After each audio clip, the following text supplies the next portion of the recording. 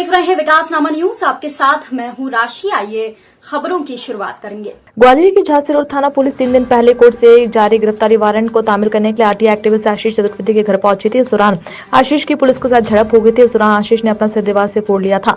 Sub inspector Ashish Sharma ने आशीष चतुर्वेदी को रोका तो उनसे भी उनका विवाद हो गया था। पुलिस का कहना है कि पूर्व में भी 3 बार आरटीआई एक्टिविस्ट आशीष चतुर्वेदी का गिरफ्तारी वारंट जारी हो चुका था, लेकिन उनके पेश न होने पर पुलिस वारंट की तामील करने के लिए झांसी रोड थाना क्षेत्र के नाका चंद्र बतनी स्थित उनके घर पर पहुंची थी। तभी आशीष भड़क गई और उनके पिता के साथ पुलिसकर्मी को धक्का दे दिया।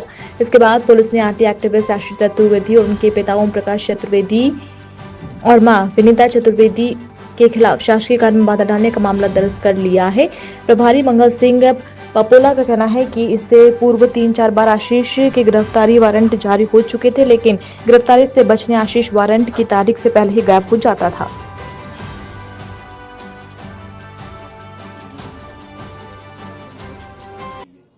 ये कल उनके खिलाफ एक गिरफ्तारी वारंट था माननीय न्यायालय जेएमएफसी ग्वालियर से। तो पहली बार भी 3 बार पहले भी उनके प्रयास करे गए थे, उनके लिए बताया गया था, अवगत कराया गया कि आपका साक्षी वारंट है, आप जाइएगा। तो वारंट तारीख के जिस दिन होती थी, जैसे 24 तारीख थी फरवरी में, फिर 6 तारीख थी मार्च में, फिर 20 तारीख थी मार्च में, तो जानबूझकर ये 2 दिन पहले ही वो निकल जाते या पेशी तारीख को कहीं बाहर निकल जाते, जिससे कि हम उसको तामील नहीं कर पाए। इसमें कोर्ट के सख्त आदेश थे कि नेक्स्ट तारीख पे इनको आप कैसे भी इनको ला के पेश करेंगे। और दूसरा, इनके खिलाफ एक 33/25 शासकीय सेवकों के संग गाली करना जो इनके गनमैन थे, उनके खिलाफ एक मामला और दर्ज था। उनमें भी इनको नोटिस देना था वाइस सैंपल के लिए। तो इसमें कल हमारे आईओ जो जांच उस प्रकरण में विवेचना अधिकारी थे और जो वारंट जिनको निष्पादन के लिए दिया गया था मेरे द्वारा माननीय न्यायालय का, सब इंस्पेक्टर आशीष शर्मा और उसके साथ में 2-3 कांस्टेबल गए थे, महिला कांस्टेबल भी थी। तो इनको वारंट बताने के बाद भी इनके द्वारा वहाँ पर अभद्रता की गई, उनके साथ में मुठभेड़ मतलब झूमाझटकी की गई और मारपीट की घटना सामने आई उसमें। तो उसके बाद में भी इनके द्वारा अपने सर पे दीवार पर अपना सर पटकने की प्रयास भी किया, जिसकी सूचना मेरे को मौके से ही सब इंस्पेक्टर आशीष शर्मा जी द्वारा दी गई थी।